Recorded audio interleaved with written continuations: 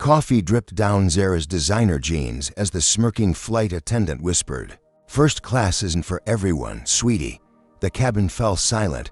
Little did Elaine know, the black teenager she'd just humiliated wasn't some random girl. Zara glanced at her phone, texting 3 words, "Dad, it happened again." Before we dive into this shocking story, where are you watching from today? Drop your location in the comments below if you've ever experienced or witnessed discrimination. Hit that like button and subscribe to hear how justice unfolds in this incredible true story of power, prejudice, and an unexpected twist that nobody saw coming. The sleek, polished interior of Atlantic Crown Airlines first-class cabin glimmered under soft lighting as 17-year-old Zara Johnson settled into her window seat. She adjusted her Stanford University sweatshirt and placed her designer backpack beneath the seat in front. The leather seat felt cool against her skin as she looked out the window, mentally rehearsing the surprise she had planned for her father in Atlanta. "Excuse me," a crisp voice interrupted her thoughts. "I think you might be in the wrong section." Zara looked up to see a flight attendant, her name tag read Elaine Brooks, staring down at her with thinly veiled suspicion. The woman's platinum blonde hair was pulled back in a tight bun, her makeup impeccable, her smile not quite reaching her eyes. "No, this is my seat," Zara replied politely, reaching for her boarding pass. 7A. Elaine took the boarding pass, examining it with narrowed eyes as if expecting to find evidence of forgery. "HMM, and how did you get this seat?" The question hung in the air, loaded with implication. "I booked it," Zara answered simply, maintaining her composure despite the familiar sting of prejudice. This wasn't her first encounter with people who couldn't fathom that a young black woman belonged in first class, right? Elaine said, reluctantly handing back the boarding pass. "Well, let me know if you need assistance understanding how things work up here." As Elaine moved away, Zara noticed how the flight attendant's demeanor transformed completely when addressing the older white couple across the aisle. "Mr. and Mrs. Whitman, so lovely to see you again. Can I get you both a pre-flight champagne?" The stark contrast in treatment wasn't lost on the Whitmans either. Mrs. Whitman glanced sympathetically at Zara while accepting her drink. As boarding continued, Zara observed Elaine's behavior closely. The flight attendant greeted every white passenger in first class with warmth and attentiveness, while repeatedly finding excuses to question Zara's presence. "Are you sure this is your correct seat? Do you understand how the seat functions?"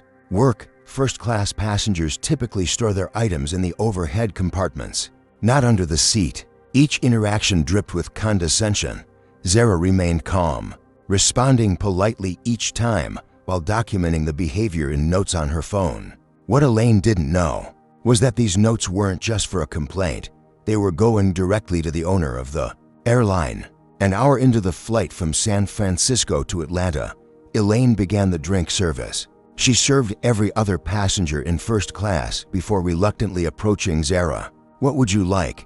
she asked flatly. "Orange juice, please," Zara replied. Elaine returned moments later with a glass of orange juice and a cup of coffee for the passenger. In the aisle seat next to Zara, as she leaned across to serve the coffee, her hand slipped. The hot liquid poured directly onto Zara's lap, soaking through her expensive jeans. "Oh," Elaine exclaimed with exaggerated surprise that didn't match the slight smirk playing at her lips. "How clumsy of me." She tossed a single cocktail napkin at Zara. "First class isn't for everyone, sweetie. Some people just don't belong up here." The cabin fell silent. Several passengers gasped. The businessman in the aisle seat stood up, demanding to speak to the head flight attendant. Zara sat perfectly still, the hot coffee burning her thighs, her face a mask of dignity despite the humiliation. She reached for her phone and texted her father, "Dad, it happened again."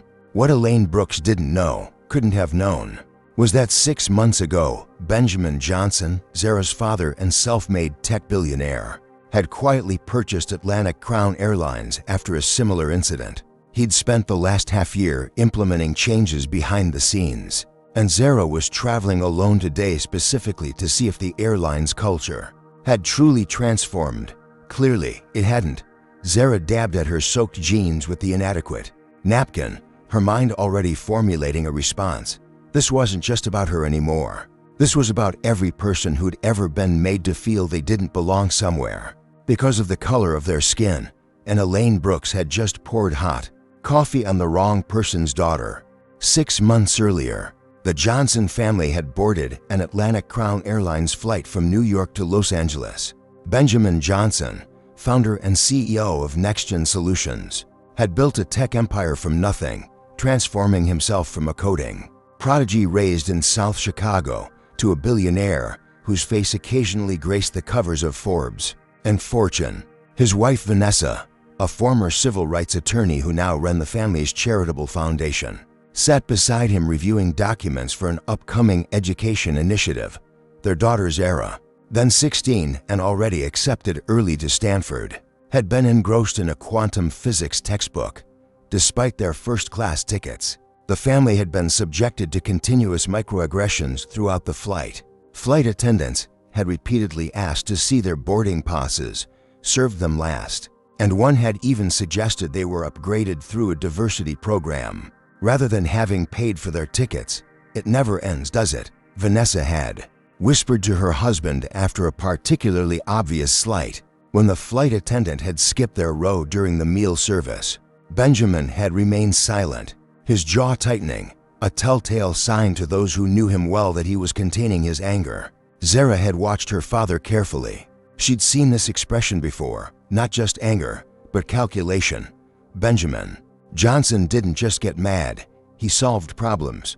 3 days after that flight, Benjamin had called an emergency meeting with his investment team. "I want to buy an airline," he'd announced to the shocked room. "Which one?" his chief investment officer had asked. "Atlantic Crown." The team had exchanged glances. Atlantic Crown was struggling financially, with a reputation for poor service and a corporate culture stuck in the past. It was precisely these factors that made it affordable enough for Benjamin to purchase without extensive scrutiny. Within 2 months, the deal was done. Benjamin Johnson became the majority owner of Atlantic Crown Airlines. Though he kept his ownership anonymous through a complex web of holding companies, he'd immediately begun implementing changes, new training programs, revised service standards, and a completely overhauled corporate culture initiative focused on inclusivity and respect. "Why not just boycott them or sue them?" Zara had asked her father when he explained what he'd done. Benjamin had smiled at his daughter. "Because boycotts and lawsuits create adversaries. I don't want to fight the airline, Zara. I want to transform it. Change has to happen from within." The plan between father and daughter had formed naturally. Zara would fly alone on Atlantic Crown in first class to meet her father in Atlanta, where he was conducting a secret inspection of one of the airline's major hubs. It would be the perfect test to see if the airline's culture had truly changed. Zara had grown up experiencing the strange duality of being both privileged and marginalized. The daughter of extraordinarily wealthy parents, she had attended the finest schools and wanted for nothing materially. Yet she had also endured the constant sting of racism, from classmates who assumed she was only at their prep school because of affirmative action, to security guards who followed her through luxury stores while ignoring her white friends. These experiences had forged in Zara a unique perspective and a steely resilience. She'd learned from her mother how to document discrimination meticulously, and from her father how to respond strategically rather than reactively. "Your anger is justified," Vanessa had always told her, "but make it work for you, not against you." Now, sitting in seat 7A with coffee-soaked jeans, Zara channeled that lesson. Instead of creating a scene, she methodically took photos of her stained clothing. She opened the Notes app on her phone and documented the incident in detail, including timestamps and direct quotes. She noticed a couple across the aisle watching sympathetically and made a mental note to approach them later for witness statements. Benjamin Johnson had faced his own struggles. As a black CEO in Silicon Valley, despite his billions, he still encountered board members who spoke over him, executives who expressed surprise at his articulation, and security personnel who stopped him in his own building. His response had always been calculated excellence and strategic advancement, rather than public confrontation. "They expect us to lose our temper," he'd told Zara once. That's the trap. They push and push until we react, then use that reaction to confirm their prejudices. Don't give them what they expect. Give them what they fear: competence, confidence, and consequences. As Zara sat with uncomfortably wet clothes at 35,000 feet, she wasn't planning a tantrum or even an immediate complaint. She was planning justice, not just for herself, but for every passenger who'd ever been made to feel less than worthy of respect because of their race. Elaine Brooks had no idea who she'd just messed with, and Zara found a certain calm satisfaction in that knowledge. The Johnson family didn't just have wealth, they had influence, intelligence, and a deep commitment to creating change. Atlantic Crown Airlines was about to get the wake-up call its culture desperately needed. And Zara Johnson, the teenager Elaine had just humiliated, would be the one delivering it. Who was Elaine Brooks? What circumstances and beliefs led a 15-year veteran flight attendant to deliberately pour hot coffee on a teenager's lap? If you've ever wondered what goes through the mind of someone who discriminates against others, comment number 1 below. If you believe people deserve second chances after making terrible mistakes, comment number 2. And if you think corporations need to take stronger action against discrimination, hit that like button and subscribe for more stories about justice and accountability. But first, let's step into Elaine's world and understand what brought her to this pivotal moment. Elaine Brooks stared at her reflection in the tiny bathroom mirror of the aircraft, barely recognizing the woman looking back at her. At 43, the job had taken its toll. The constant jet lag, the recycled air, the endless demanding passengers. She splashed cold water on her face, careful not to smudge her meticulously applied makeup. She needed to look perfect. Appearance was everything in this job, one of the few things she could still control. 15 years ago, Elaine had been Atlantic Crown's star flight attendant. Her customer service evaluations had been impeccable. She'd been featured in the company newsletter 3 times and had even appeared in a promotional video about the airline's commitment to excellence. That was before the divorce, before Gary left her for a 28-year-old yoga instructor, before the housing market crash took half her savings, before she'd been passed over for the senior purser position 3 times in favor of younger, more diverse candidates. At least, that's how she saw it. It's all about checking boxes now, she'd complained to her fellow flight attendant, Brenda, during their layover in Phoenix last week. Merit doesn't matter anymore. It's all about what you look like, not how well you do your job. Brenda had nodded sympathetically. Though she'd looked uncomfortable with the direction of the conversation, Elaine dried her hands and exited the bathroom, making her way back to the galley where Diego Rodriguez, the newer flight attendant assigned to first class with her today, was preparing the drink cart. That girl in 7A, Elaine said quietly. Did you check her boarding pass during pre-boarding? Diego looked up, confused. The teenager. Yeah, everything was in order. Doesn't it seem strange to you? A kid like that in first class? Diego shrugged. Not really. Could be traveling on her parents' points. Could be a tech executive's kid. Lots of possibilities. Elaine pressed her lips together. Diego didn't understand. He was too new, too naive. In her 15 years of experience, Elaine had developed what she considered a sixth sense about passengers who didn't belong in first class. The girl in 7A had been wearing expensive clothes. True, but she didn't carry herself with the entitled confidence Elaine associated with wealth. There was something off about the situation, and Elaine felt personally affronted by it.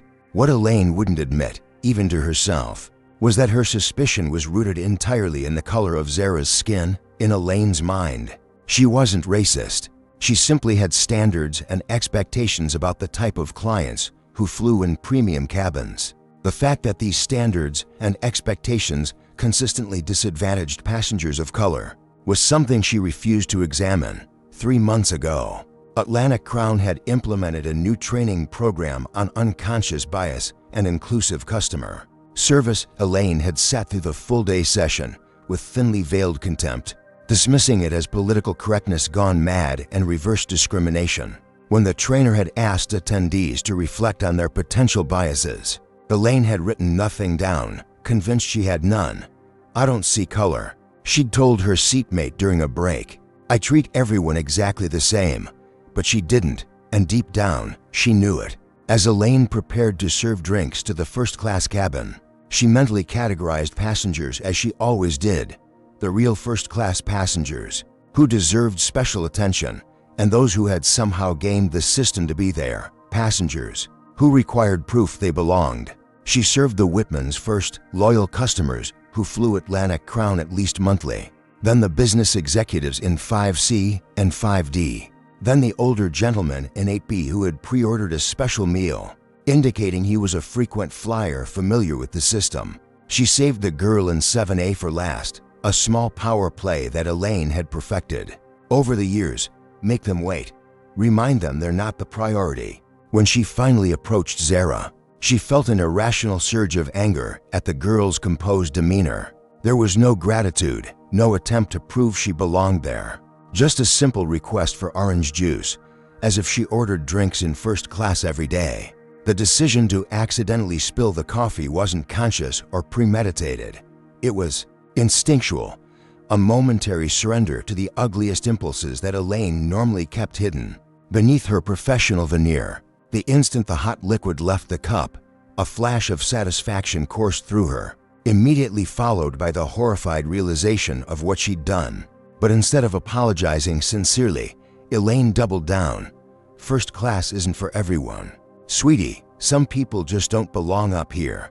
The words hung in the air, impossible to retract. She saw the shock on passengers' faces. She saw the businessman in the aisle seat stand up in protest. And most disturbingly, she saw the teenager's calm, measured response, not the emotional outburst Elaine had subconsciously hoped for, but something much more concerning: strategic documentation. As Elaine retreated to the galley, her hands trembling slightly, Diego stared at her with undisguised shock. "What?" she snapped defensively. "You did that on purpose," he said quietly, his voice tight with disapproval. "It was an accident." Elaine insisted, though the lie sounded hollow, even to her own ears. "No, it wasn't." Diego's normally friendly face had hardened.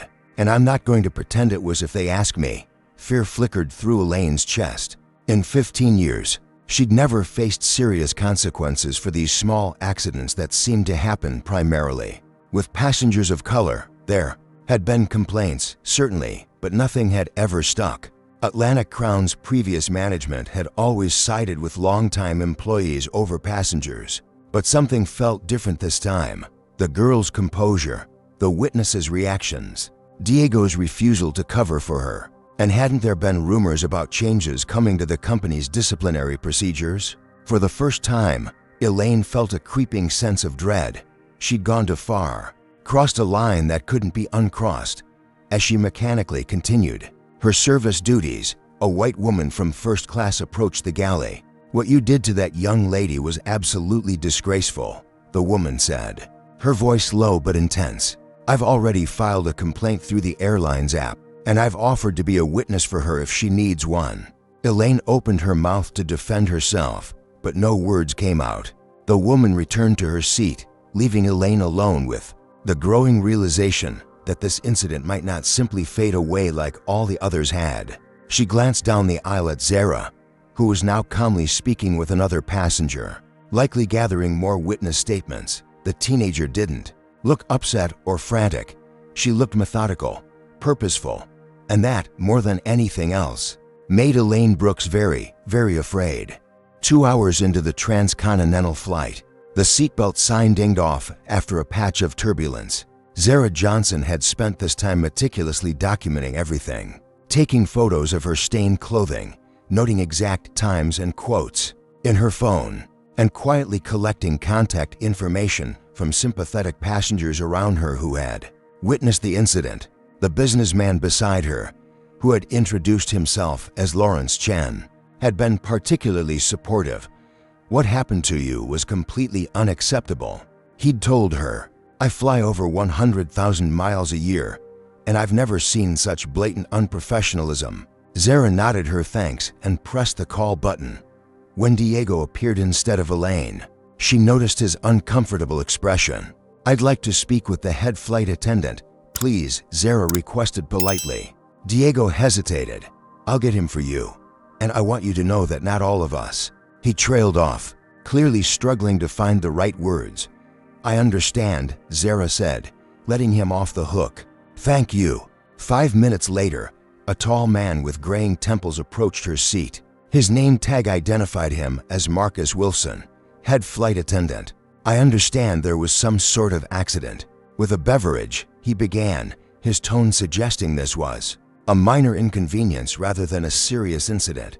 "It wasn't an accident," Zara stated firmly. "Your flight attendant deliberately poured hot coffee on me after subjecting me to discriminatory treatment since boarding." Marcus's expression shifted subtly, the faint raising of an eyebrow, a slight tightening around the mouth. "That's a very serious accusation, young lady. Elaine Brooks has been with us for 15 years with an exemplary record. I have evidence." Zara replied calmly, unlocking her phone. "Would you like to see it now? Or would you prefer to wait until we land and I can share it with your corporate team and my lawyer?" The strategic mention of a lawyer caused Marcus to reassess the situation quickly. He glanced around, noticing several passengers watching the interaction intently. "Perhaps we should discuss this in the galley," he suggested. "I'm comfortable discussing it here," Zara responded. "Since the incident occurred in public, I think addressing it in public is appropriate." Lawrence Chen spoke up from the adjacent seat. "I witnessed the entire incident. It was clearly deliberate, and it was preceded by discriminatory treatment." Marcus's professional demeanor faltered slightly. "Let me see what you have." Zara showed him the photos of her coffee-stained clothes, then played a brief audio recording she'd managed to capture of Elaine's first class "isn't for everyone" comment. She also displayed the detailed notes she'd taken, including timestamps and direct quotes from the multiple interactions. As Marcus reviewed the evidence, his expression grew increasingly concerned. "I'll need to speak with Elaine about this. I think that would be appropriate," Zara agreed. "I'd also like to know what Atlantic Crown's official policy is regarding discriminatory behavior by staff." The question caught Marcus off guard. Most passengers complained about specific incidents. Few asked about corporate policies. "We have a zero-tolerance policy for discrimination of any kind," he recited, though his tone lacked conviction. "Interesting," Zara noted, "because I've documented at least 7 instances of discriminatory treatment during this flight alone. That suggests your zero-tolerance policy isn't being effectively implemented." By now, several other passengers had joined the conversation. "I saw how differently she treated this young woman compared to the rest of us," Mrs. Whitman interjected. From across the aisle, "It was appalling. She questioned her multiple times about whether she belonged in first class," added another passenger. Marcus was losing control of the situation rapidly. "I assure you, we take these matters very seriously. I'll speak with Elaine immediately, and I think we're past the point of a conversation." Zara interrupted politely, but firmly. "Your flight attendant deliberately poured hot coffee on me and made an explicitly discriminatory comment. I'd like to know what actions will be taken." Marcus struggled to maintain his professional composure. "I'll need to conduct a proper investigation before. Perhaps I can help." A new voice entered the conversation.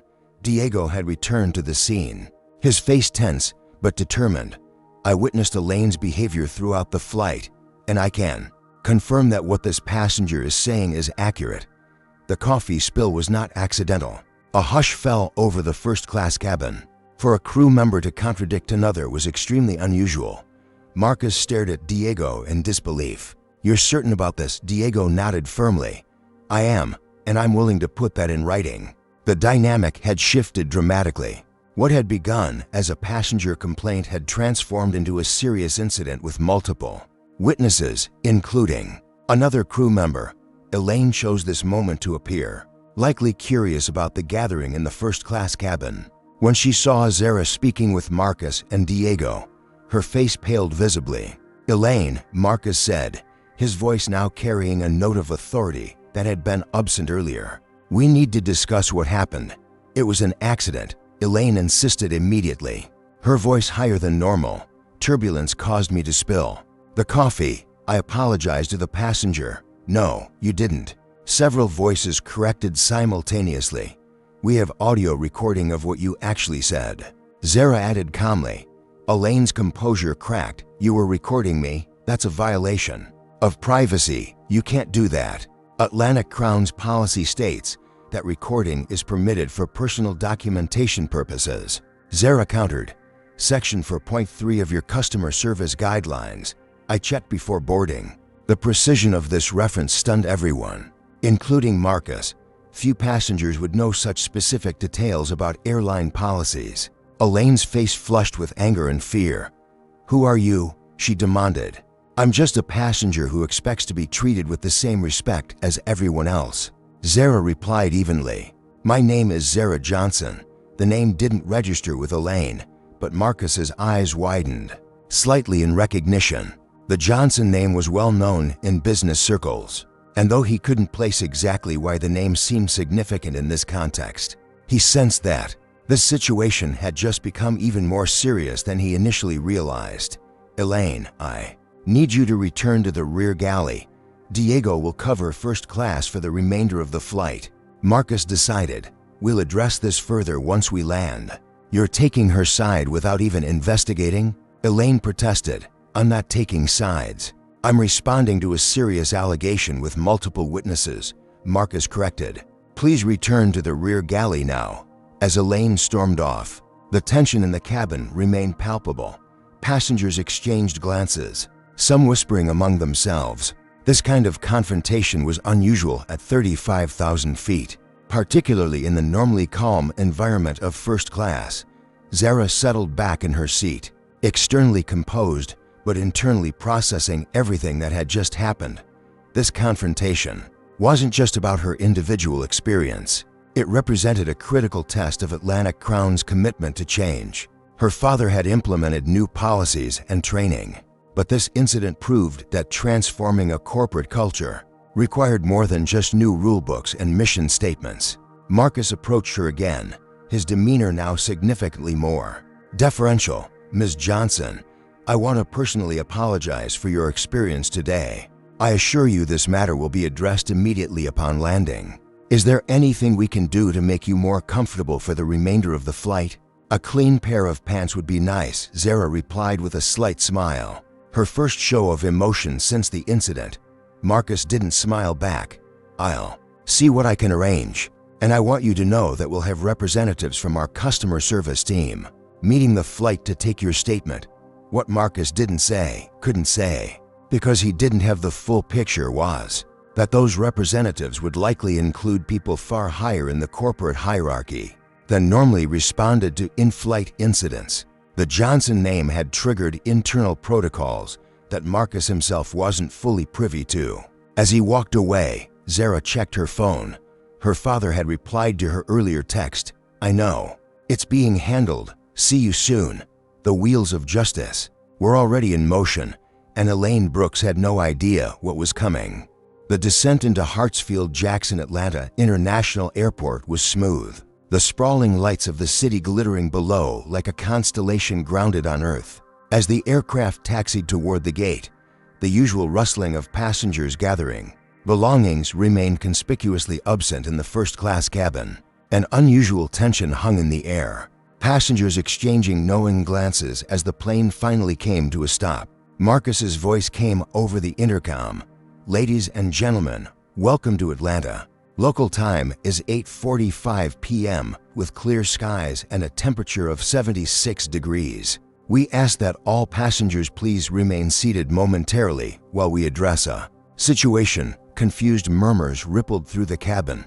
Zara remained still, her coffee-stained jeans now uncomfortably dry and stiff against her skin.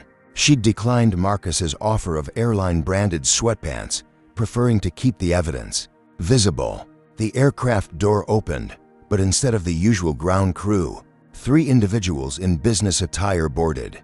The first was a stern-looking woman in her 50s with a tablet in hand, flanked by 2 younger men in suits carrying briefcases emblazoned with the Atlantic Crown logo. Marcus approached them, speaking in hushed tones while occasionally gesturing toward the first-class cabin. The woman nodded briskly, her expression growing more serious with each passing moment. Near the back of the plane, Elaine stood rigid in the galley, her face pale as she watched the interaction. Diego stood nearby, his posture suggesting he was both a colleague and a guard. The woman in the suit approached the front of the cabin. "Good evening, everyone.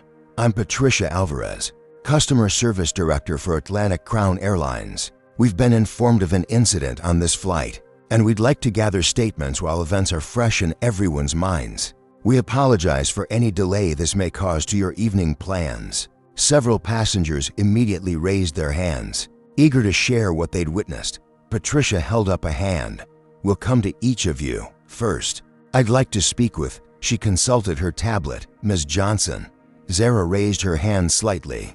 Patricia's eyes widened almost imperceptibly when she saw Zara clearly. She hadn't expected the victim to be so young. "Ms. Johnson, would you prefer to discuss this here or in private?" "Here is fine," Zara replied. "Everything happened in public, after all." Patricia nodded, then turned to address the cabin.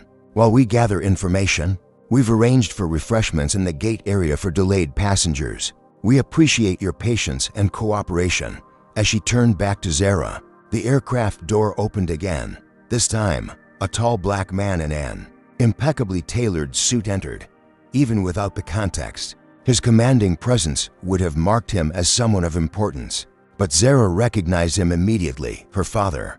Benjamin Johnson surveyed the cabin quickly, his eyes finding his daughter. He gave her a subtle nod, not rushing to her side, not creating a scene, but communicating volumes in that single gesture. This was part of their plan, after all. Patricia turned toward the new rival, confusion evident on her face. "Excuse me, sir. This aircraft is currently Benjamin Johnson." He introduced himself simply, extending his hand. The effect was immediate. Patricia's professional demeanor faltered momentarily as recognition dawned. "Mr. Johnson, we weren't expecting. That is, I didn't realize you would be." "I happened to be in Atlanta," Benjamin replied smoothly. "When I heard about the incident involving my daughter, I thought it prudent to be present." The whispers among the passengers grew louder.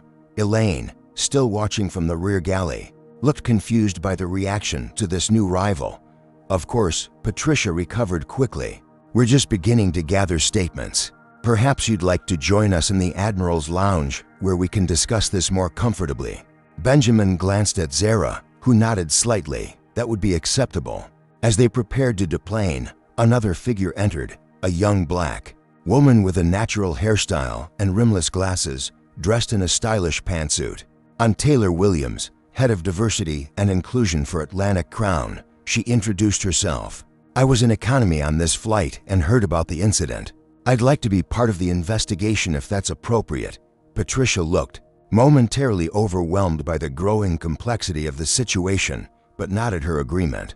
As they exited the aircraft, Zara noticed airport security personnel waiting in the jet bridge. Near them stood a man in an expensive suit, who she recognized as James Norton, Atlantic Crown's chief legal officer. Her father had mentioned hiring him 3 months ago.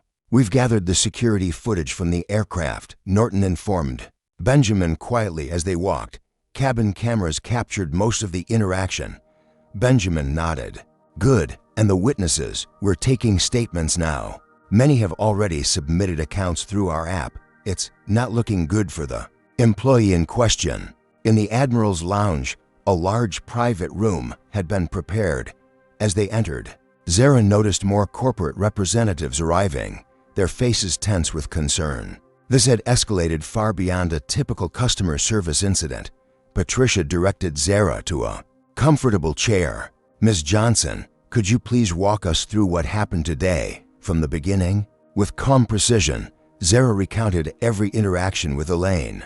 From boarding to the coffee incident, she presented her evidence methodically: photos, notes, audio recordings, and witness contact information throughout her account. Benjamin remained silent, allowing his daughter to handle the situation herself. "And have you experienced this kind of treatment on Atlantic Crown before?" Taylor Williams asked when Zara had finished. "Yes," Zara replied. "My family and I experienced similar discrimination. On a flight 6 months ago." Taylor made a note, her expression troubled. "Did you report that incident?" "We did," Benjamin interjected. The response at that time was inadequate. Patricia shifted uncomfortably. "Our procedures have changed significantly in recent months, have they?" Benjamin asked pointedly. "Because from where I sit, it appears the culture remains problematic." While this conversation continued, another was taking place in a smaller room nearby. Elaine Brooks sat across from Marcus Wilson and a human resources representative. Her initial defiance now replaced with growing anxiety. "The evidence is quite clear, Ms. Brooks," the HR representative stated flatly. "Multiple witnesses, including another crew member, have confirmed that you deliberately poured coffee on a passenger and made discriminatory comments." "It wasn't about her race," Elaine insisted, though her voice lacked conviction. "She just didn't seem like she belonged in first class." "And what exactly does someone who belongs in first class look like, Ms. Brooks?" Marcus asked coldly. Elaine had no answer. Back in the main conference room, the investigation continued to unfold. Diego had been brought in to provide his statement, which corroborated Zara's account completely. "I should have said something sooner," he admitted, looking directly at Zara. "I've seen Elaine behave this way before with passengers of color, but never quite this blatantly. I was afraid of creating tension with a senior colleague. But that's no excuse." As more evidence accumulated, Patricia Alvarez looked increasingly distressed. "Mr. Johnson, Ms. Johnson, on behalf of Atlantic Crown Airlines, I want to extend our deepest apologies. This behavior is completely unacceptable and violates every standard we hold." "Apologies are necessary but insufficient," Benjamin replied. "What matters now is action. What does Atlantic Crown plan to do about this?" Before Patricia could answer, James Norton, the legal officer, entered with a tablet. "We've reviewed the security footage," he announced. "It confirms everything, Ms. Johnson reported." He placed the tablet on the table, and the group watched the damning video evidence, Elaine deliberately tilting the coffee cup, the smirk on her face as the liquid poured onto Zara's lap, the dismissive comment clearly captured by the aircraft's audio system. Taylor Williams closed her eyes briefly, as if physically pained by what she was seeing. "This is exactly the kind of culture we've been working to change," she said quietly. "Not hard enough, apparently," Benjamin observed. An uncomfortable silence fell over the room. Finally, Taylor spoke again. "Mr. Johnson, I understand your frustration. I was brought in 3 months ago specifically to address these issues. But changing deeply ingrained behaviors takes time. Time is a luxury that passengers facing discrimination don't have," Benjamin countered.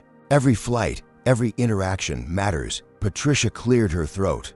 "We'll be taking immediate disciplinary action against Ms. Brooks, of course, and we'd like to offer compensation for." "This isn't about compensation," Zara interrupted. "This is about systemic change. What's being done to ensure this doesn't happen to someone else tomorrow, or next week, or next month?" The question hung in the air, challenging and unavoidable. The Atlantic Crown executives exchanged glances, clearly unprepared for this level of accountability from someone so young. Outside the conference room, word was spreading through the airport about the incident. Several passengers had already posted accounts on social media, with video clips beginning to circulate online. Atlantic Crown's PR team was scrambling to formulate a response, but they were already behind the curve.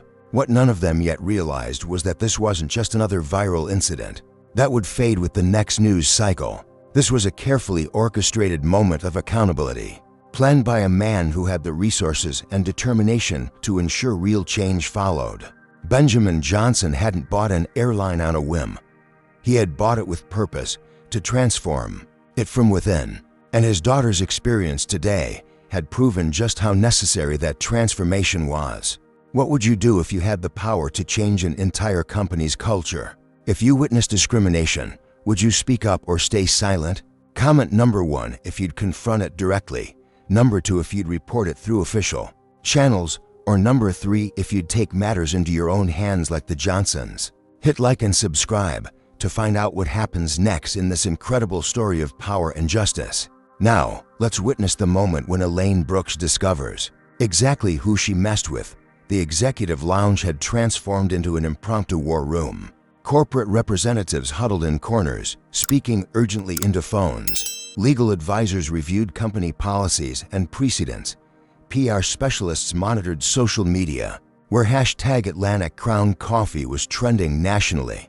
Elaine Brooks sat, alone in a smaller adjacent room, her uniform jacket removed, her posture deflated. Through the glass partition, she could see important-looking people arriving, more executives, she assumed, coming to handle the public relations disaster she had created. She barely looked up when the door opened. Ms. Brooks, Patricia Alvarez, said crisply, "Your presence is requested in the main conference room." Elaine followed numbly. The gravity of her situation had finally sunk in. 15 years of service might end today because of a moment of spite. As she entered the larger room, she was surprised by the number of high-level executives present. This wasn't just about her anymore. This had become a corporate crisis. She recognized James Norton, the airline's chief legal officer, and several vice presidents. Her eyes darted nervously from face to face until they landed on Zara Johnson, sitting calmly beside the distinguished-looking man who had boarded the plane in Atlanta. "Ms. Brooks," Patricia began formally, "before we proceed further, there's something you should know." Benjamin Johnson stood up, buttoning his impeccably tailored jacket. "Allow me to introduce myself properly. I'm Benjamin Johnson, CEO of NextGen Solutions." He paused, letting the weight of his next words build. "And as of 6 months ago, the majority owner of Atlantic Crown Airlines." The color drained from Elaine's face. She looked from Benjamin to Zara, the connection suddenly, horrifyingly clear. "You own," she stammered. "Yes," Benjamin confirmed. "Following a discriminatory incident experienced by my family on one of your flights last year, I made the decision to purchase this airline with the specific intention of transforming its culture. Today was meant to be a test of how those changes were progressing." His expression hardened. "Clearly, we still have significant work to do." Elaine sank into the nearest chair, her legs no longer able to support her. "I didn't know," she whispered. "That's precisely the point, Ms. Brooks." Benjamin replied, "You shouldn't need to know who owns the airline to treat passengers with basic human dignity and respect. The fact that you treated my daughter differently because you assumed she was just an ordinary black teenager speaks volumes about the culture that still exists within this company." Flashbacks raced through Elaine's mind, all the times she'd made similar assumptions about passengers, all the small slights and accidents that had never resulted in consequences. She had always operated in a corporate environment that tacitly permitted such behavior. But now, everything had changed. 6 months ago, Benjamin continued, addressing everyone in the room. "I purchased Atlantic Crown with a vision. I wanted to transform this airline into a model of inclusive excellence. I invested millions in new training programs, revised service standards, and created an entire department dedicated to diversity and inclusion." He gestured toward Taylor Williams, who nodded acknowledgement. "We've been working tirelessly behind the scenes," Taylor added. "New hiring practices, revised training protocols, anonymous reporting systems, customer feedback initiatives. But today's incident demonstrates that policies alone aren't enough. We need accountability at every level." Elaine found her voice, desperation driving her to defend herself. "It was one mistake. In 15 years, I've never." "That's not accurate, Ms. Brooks," Diego interrupted from the doorway. He had been invited to join the meeting. "I've witnessed similar behavior from you toward passengers of color on at least 3 flights. We've worked together. I didn't speak up before, and I'm ashamed of that." James Norton cleared his throat. "We've taken the liberty of reviewing your personnel file, Ms. Brooks. There have been 8 complaints of discriminatory treatment filed against you. In the past 3 years alone, under the previous management, these were dismissed or buried. That will no longer be the case." On a large screen at the end of the room, a social media monitoring dashboard displayed real-time reactions to the incident. Video clips taken by passengers were being shared thousands of times per minute. Comments ranged from outrage to calls for boycotts. "Atlantic Crown's stock has dropped 4% since markets closed. One executive reported grimly. Investors are concerned about potential lawsuits and reputational damage. Benjamin turned to Zara. I think it's time we shared our vision for what happens next. Zara nodded and stood. Despite her youth and the coffee-stained jeans she still wore, she commanded the room's attention with natural authority. What happened today isn't just about one flight attendant or one incident. She began, it's about a culture that has permitted and sometimes encouraged differential treatment based on race, appearance, or perceived social status. My father didn't buy this airline to punish individuals. He bought it to create meaningful, lasting change. She looked directly at Elaine. Ms. Brooks, your actions today were wrong. Not because I'm the owner's daughter, but because no passenger should ever be treated that way. But you're also part of a system that failed to properly train, monitor, and hold accountable its employees. Turning back to the executives, she continued, Atlantic Crown has an opportunity now, not just to fire one employee and issue a public apology, but to become a leader in the industry, to set the standard for how airlines create truly inclusive environments for both passengers and staff. The room was silent. This teenager, whom Elaine had dismissed as not belonging in first class, was now effectively directing a corporate response strategy that seasoned executives were listening to with rapt attention. Benjamin smiled slightly, pride evident in his expression. My daughter has outlined our approach perfectly.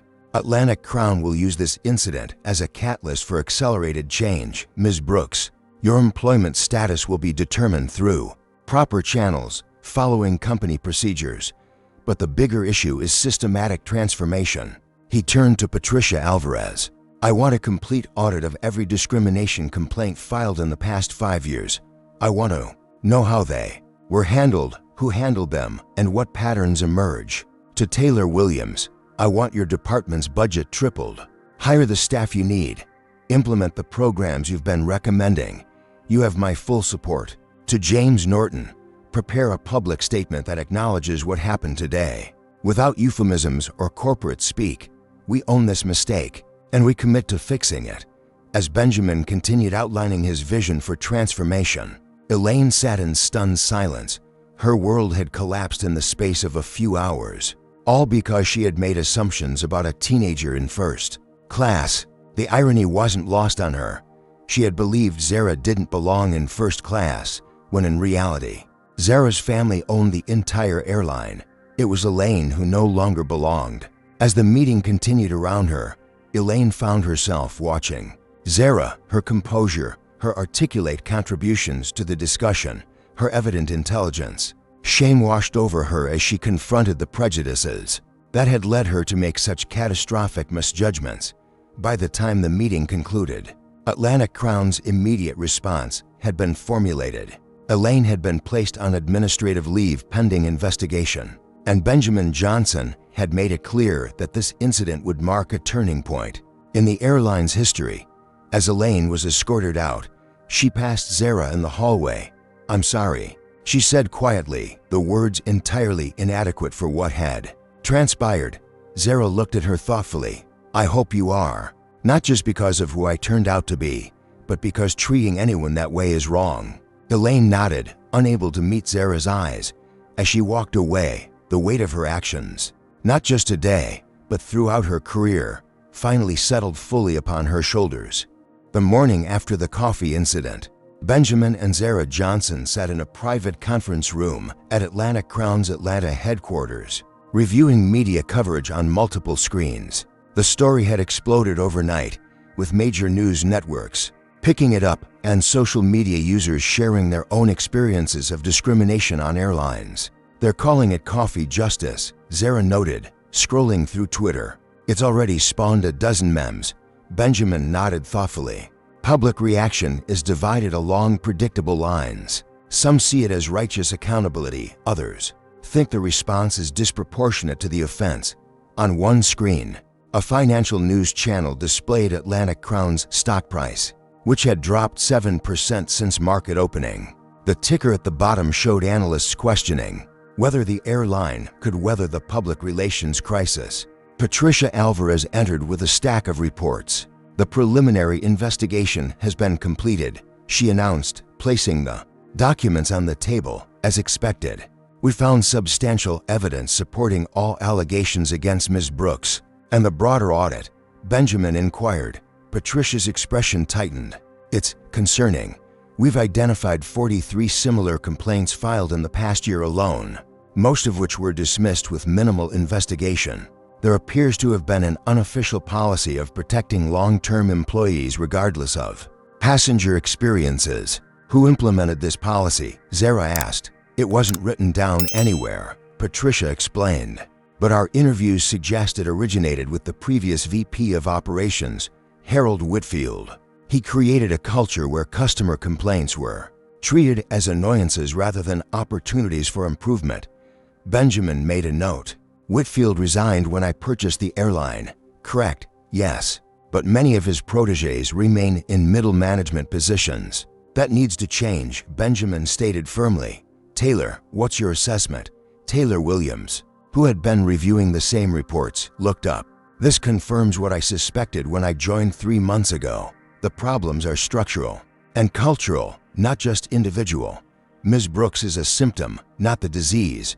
The door opened again, and James Norton entered with Atlantic Crown's head of human resources. We've finalized the disciplinary recommendation for Ms. Brooks, Norton announced.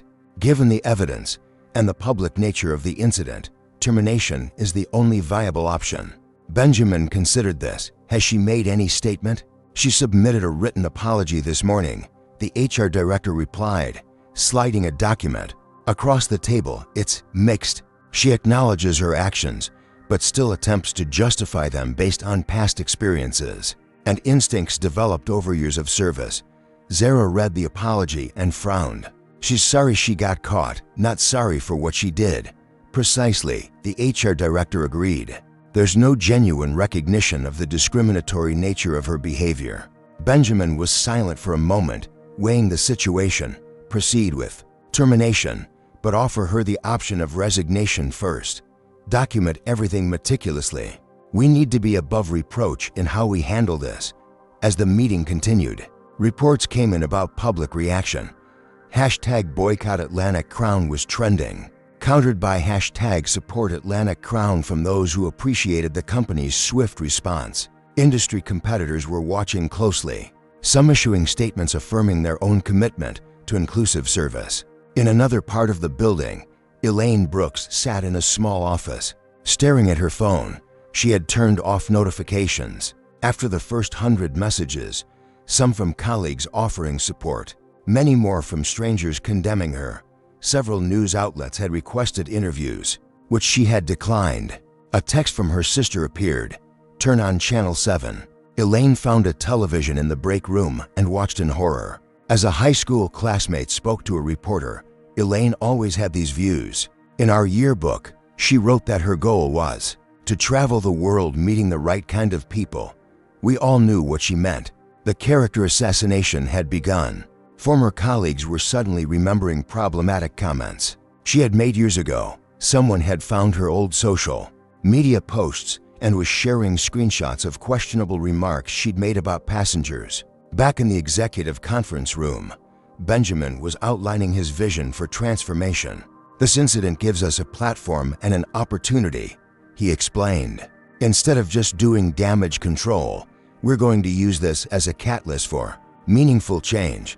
His plan was comprehensive: mandatory retraining for all customer-facing staff, revised hiring practices emphasizing emotional intelligence and cultural sensitivity, a new customer feedback system that specifically tracked experiences related to discrimination, and a public commitment to becoming the industry leader in inclusive service. We're also going to be transparent about our failures, Benjamin continued. No corporate doublespeak, no minimizing what happened. We acknowledge the problem, we take responsibility, and we commit to doing better. Zara, who had been taking notes, looked up. We should include metrics and accountability in any public statements, not just vague promises, but specific goals and timelines. Excellent point, Benjamin agreed. Taylor, can your team develop those metrics? As the strategy took shape, the financial implications remained a concern.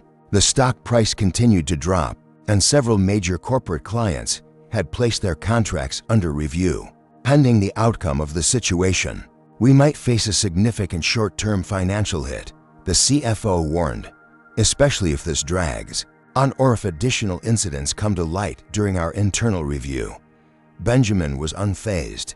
I didn't buy this airline as a short-term investment. I bought it to create change. If we take a financial hit while doing the right thing, so be it. By the end of the day, decisions had been made. Elaine Brooks was officially terminated after declining the option to resign. A comprehensive press release outlined the incident, the company's response, and its commitments going forward. Benjamin Johnson publicly revealed his ownership of the airline and his personal commitment to transforming its culture. The reactions were swift and varied. Business publications praised the transparency and leadership. Some conservative commentators criticized what they called woke capitalism. Industry experts debated whether Atlantic Crown could recover from the reputational damage. For Elaine Brooks, the consequences extended far beyond losing her job. By evening, her name and face were recognizable nationwide. Job prospects in her field had evaporated. Overnight, friends distanced themselves, not wanting to be associated with the scandal. The carefully constructed life she had built over 15 years had collapsed in a single day. As she packed her belongings from her locker at the crew center, Diego approached cautiously. "I'm sorry it ended this way," he said quietly. Elaine looked up, her eyes red from crying. "Are you? You helped make it happen." "I told the truth," Diego corrected. "There's a difference. You have no idea what it's like to have your whole life destroyed over one mistake," Elaine said bitterly. Diego's expression hardened. "Actually, I do. My father was detained and deported over a minor paperwork error on his visa renewal. Our whole family was torn apart. The difference is, he did nothing wrong. You did." He turned to leave, then paused. "For what it's worth, I hope you learn from this. There are plenty of second acts in American life, but only for those who actually change." As Diego walked away, Elaine was left alone with the wreckage of her career and the dawning realization that her one mistake had actually been a pattern of behavior that she had refused to acknowledge until it was too late. 3 weeks after what the media had dubbed Coffeegate, the headquarters of Atlantic Crown Airlines buzzed with unprecedented activity. Conference rooms that had once hosted mundane operational meetings now vibrated with energy as cross-functional teams worked to implement the most ambitious corporate transformation in the company's history. In the largest meeting space, newly appointed Chief Diversity Officer Taylor Williams stood before a diverse group of employees: flight attendants, pilots, gate agents, baggage handlers, and corporate staff who had been selected to form the company's first Inclusion Advisory Council. "What happened 3 weeks ago was a failure," Taylor began frankly, "not just of one employee, but of our entire system. Today, we begin the real work of transformation." The walls around them were covered with journey maps, process diagrams, and feedback from thousands of passengers who had responded to the company's unprecedented request for honest critiques of their experiences. Among those seated in the front row was Diego Rodriguez, recently promoted to senior flight attendant trainer, specifically focused on inclusive customer service. Beside him sat Zara Johnson, who had taken on a formal role as a special advisor to the transformation initiative. "Despite still being a high school student, our first task," Taylor continued, "is to completely redesign our training programs, not just for new hires, but for everyone, including executives. No one is exempt from this process." The training program they unveiled was revolutionary for the airline industry. Developed in partnership with leading civil rights organizations and behavioral psychologists, it went far beyond the superficial diversity workshops that had become corporate window dressing. This program included immersive experiences, data-driven feedback, and ongoing coaching. "We're not just telling people what not to do," Zara explained to the group. "We're helping them understand why inclusive practices matter and how they create better experiences for everyone." The transformation extended beyond training.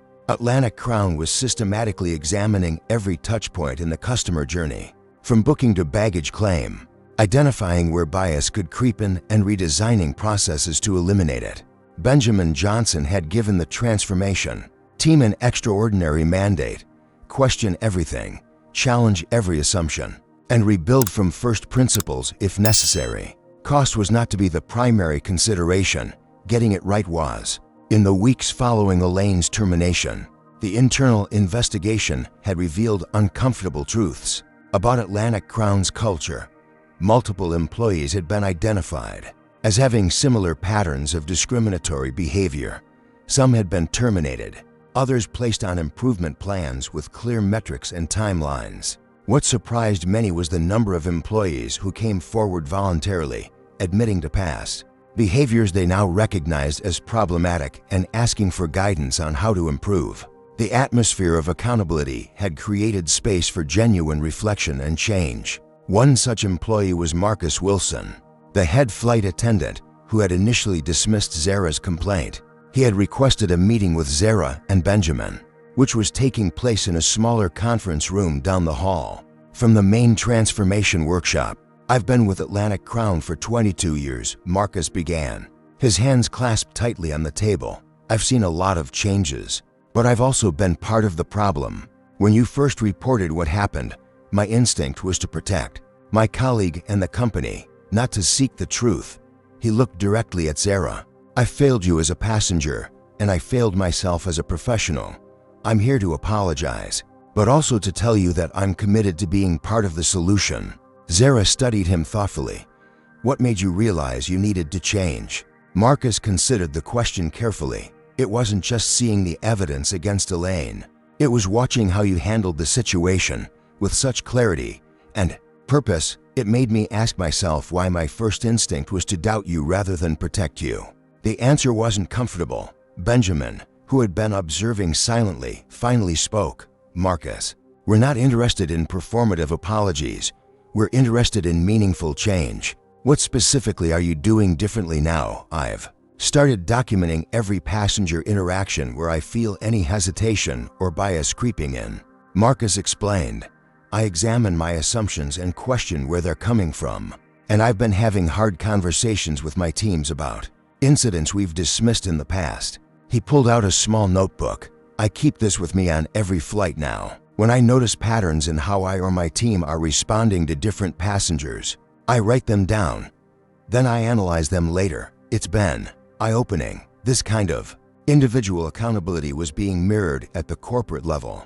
Atlantic Crown had taken the unprecedented step of publishing quarterly inclusion metrics, hard data on everything from complaint patterns to hiring and promotion statistics broken down by race, gender, and other demographics. The company had also established an independent review board composed of civil rights leaders, industry experts, and customer advocates. This board had full access to company data and the authority to publicly report on Atlantic Crown's progress without management approval or editing. These initiatives had begun to attract attention beyond the original incident. Business schools were developing case studies on Atlantic Crown's approach to cultural transformation. Other airlines were watching closely, some already beginning to implement similar programs. The financial impact had been significant, but not catastrophic. After an initial drop, Atlantic Crown's stock had stabilized as investors recognized that the company's transparent approach and commitment to change represented a long-term investment in sustainability rather than a short-term public relations crisis. More surprisingly, customer loyalty was increasing. Passengers were choosing Atlantic Crown specifically because of its public commitment to inclusive service. Corporate clients who had initially put their contracts under review were now returning, some even increasing their business with the airline. In the employee cafeteria, Diego sat with a group of flight attendants who had just completed the new training program. The conversation was animated, with participants sharing insights and reflections.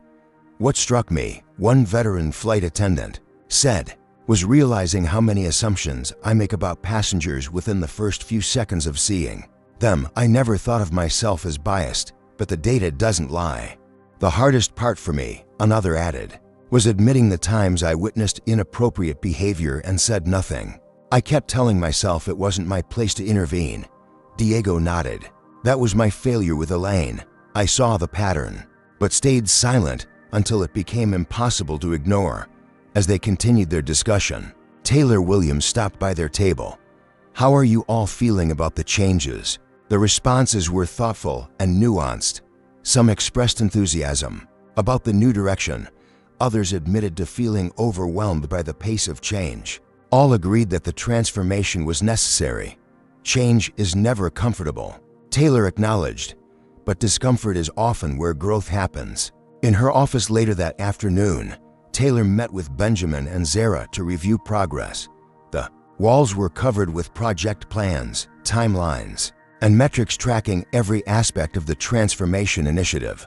We're ahead of schedule on the training rollout, Taylor reported, and the feedback has been remarkably positive. People genuinely want to do better. They just needed the tools and the permission.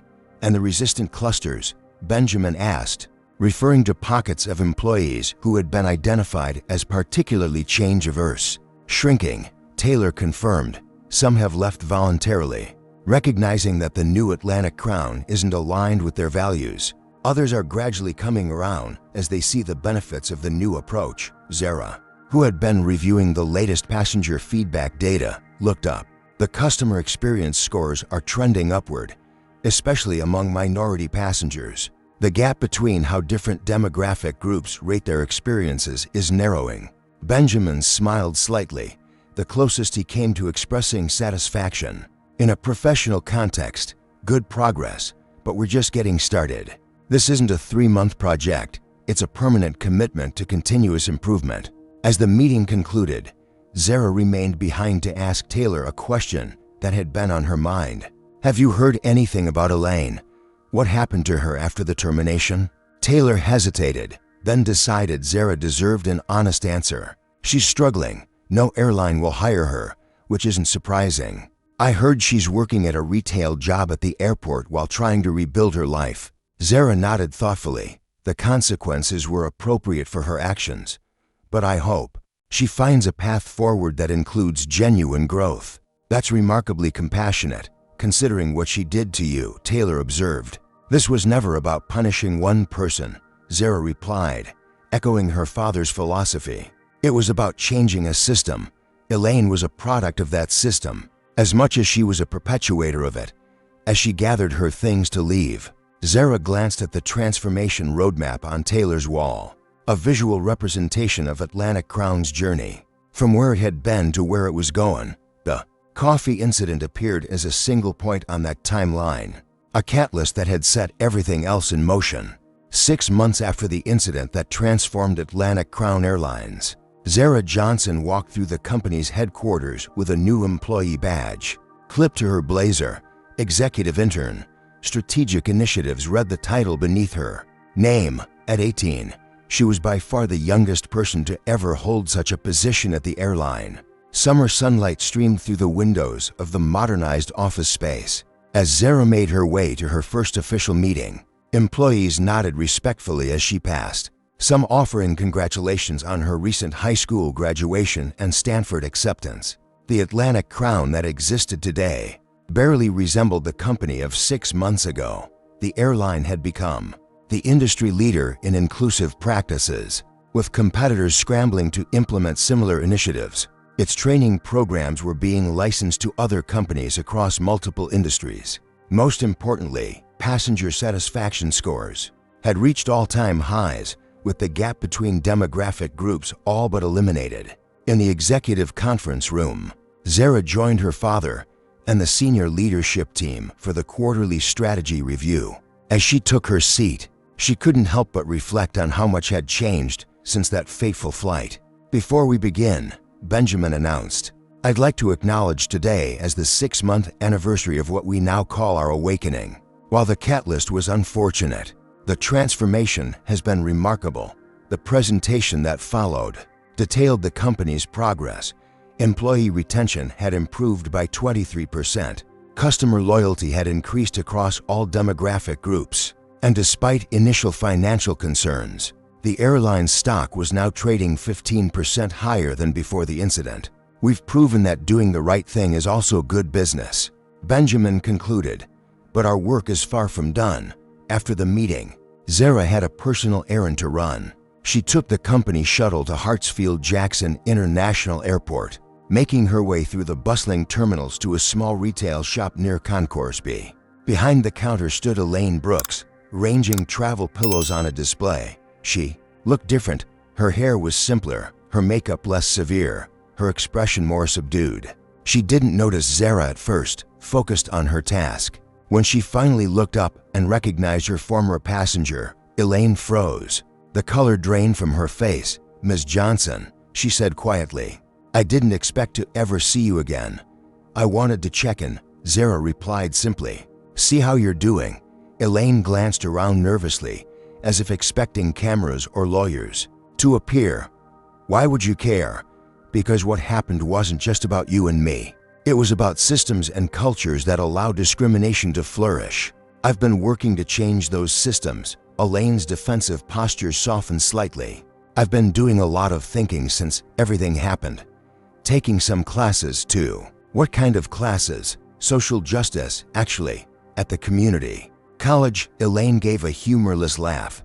"Ironic, I know, but I'm trying to understand why I did what I did, the assumptions I made without even realizing it." Zara studied her thoughtfully. "Do you understand now?" Elaine considered the question carefully. "I'm starting to. I see things differently now, like I'm looking at the world through new eyes. I catch myself making assumptions about people and have to stop and question where those thoughts are coming from." She paused. "It's humbling, painful, honestly. Growth usually is," Zara observed. An awkward silence fell between them. Finally, Elaine spoke again. "I want you to know that my apology, my real apology, not the first one I wrote, is genuine. What I did was wrong, not just the coffee, but the whole way I treated you and probably hundreds of other passengers over the years." Zara nodded, accepting the apology without explicitly stating forgiveness. "What are your plans now?" "One day at a time," Elaine replied. "This job pays the bills while I take classes. Maybe someday I'll work in corporate training, helping people avoid making the mistakes I made. That's the hope, anyway." As Zara prepared to leave, Elaine asked the question that had clearly been on her mind. "Why did your father buy the airline? He could have just sued, gotten me fired, made a public example of the company." "Because he's not interested in punishment. He's interested in transformation," Zara explained. "Individual consequences are necessary, but they don't change systems." He wanted to change the whole system. That evening, the Johnson family gathered for dinner at their Atlanta home. Benjamin, Vanessa, and Zara sat around the table, celebrating not just Zara's first day as an intern, but the milestone of 6 months since the transformation began. "I saw Elaine today," Zara mentioned between courses. Benjamin raised an eyebrow. "How did that go?" Zara considered the question. "Better than I expected. She's different now, humbled, reflective. Taking classes on social justice, if you can believe it. People can change when they're forced to confront the consequences of their actions." Vanessa observed, "Not everyone, but some. Do you think she deserves a second chance?" Benjamin asked his daughter, curious about her perspective. "I think everyone deserves the opportunity to grow," Zara replied carefully. "Whether she's earned a second chance in the airline industry specifically, that's a different question. Some bridges can't be rebuilt." The conversation shifted to Zara's plans for her future role in the company. Although Stanford and her education remained her priority, she had accepted a position as a special advisor to Atlantic Crown's board, focusing specifically on continuing the cultural transformation. "What you've accomplished in 6 months is remarkable," Vanessa told her husband and daughter. "You've created a model that other companies are already emulating." Benjamin nodded thoughtfully. "The next step is industry-wide change. I've been speaking with CEOs from 3 other airlines about forming a coalition against discrimination in air travel. They were reluctant at first, but our success has made them reconsider." The following morning, Zara boarded an Atlantic Crown flight to San Francisco for a college orientation program. As she settled into her first-class seat, she noticed the subtle differences in the experience. from the diverse crew, to the inclusive language used in announcements to the more attentive service provided to all passengers regardless of appearance or background. Midway through the flight, Zara observed a flight attendant repeatedly questioning an older Middle Eastern man about his seat assignment in premium economy. Despite his clear explanation that he had been upgraded, the interaction wasn't overtly hostile, but the underlying suspicion was familiar. Without hesitation, Zara pressed her call button. When the head flight attendant appeared, she quietly explained what she had observed. "Thank you for bringing this to our attention," the lead attendant responded, taking the concern seriously. "We'll address it immediately." Minutes later, Zara watched as the flight attendant in question approached the Middle Eastern passenger with a sincere apology and an offer of complimentary services for the remainder of the flight. The passenger's initial wariness gave way to a small smile of appreciation. It was a small moment, but a significant one, evidence that the systems put in place were beginning to work, that accountability was becoming embedded in the culture. That change was indeed possible as the plane began its descent into San Francisco. Zara reflected on the journey of the past 6 months. What had begun with hot coffee spilled on her lap had transformed an entire company and sparked an industry-wide conversation about discrimination and accountability. The incident hadn't just changed Atlantic Crown, it had changed her. Her experiences had solidified her decision to double major in business and social justice at Stanford, with the goal of continuing her father's work of transforming institutions from within. Change, Zara had learned, didn't always happen through grand gestures or public confrontations. Sometimes it happened one person, one interaction, one moment at a time. A coffee spill that revealed the need for transformation. A newly trained flight attendant who recognized her own bias before acting on it. A passenger who spoke up when they witnessed discrimination. As the wheels touched down on the runway, Zara sent a quick text to her father. "The transformation continues, one flight at a time." This powerful story teaches us that true change requires more than just addressing individual acts of racism. It demands transforming entire systems. The coffee incident wasn't just about one flight attendant's prejudice, but about a corporate culture that tacitly permitted discrimination. Benjamin Johnson understood that filing complaints or lawsuits wouldn't create lasting change. Only rebuilding from within could truly transform the airline. We also learned that accountability doesn't mean mere punishment. While Elaine faced consequences for her actions, the focus remained on creating systemic change that would prevent similar incidents. The story shows how privilege and power can be used constructively, not just to punish wrongdoers, but to create structures that promote equality. Perhaps most importantly, we see that speaking up matters. Diego's initial silence enabled discrimination, while his eventual courage helped bring justice. Individual actions, whether speaking up against prejudice or documenting discrimination, can be the catalyst for transformation far beyond one incident. Has racism ever touched your life or someone you care about? Share your experience in the comments below. Your story might help others feel less alone in their struggles.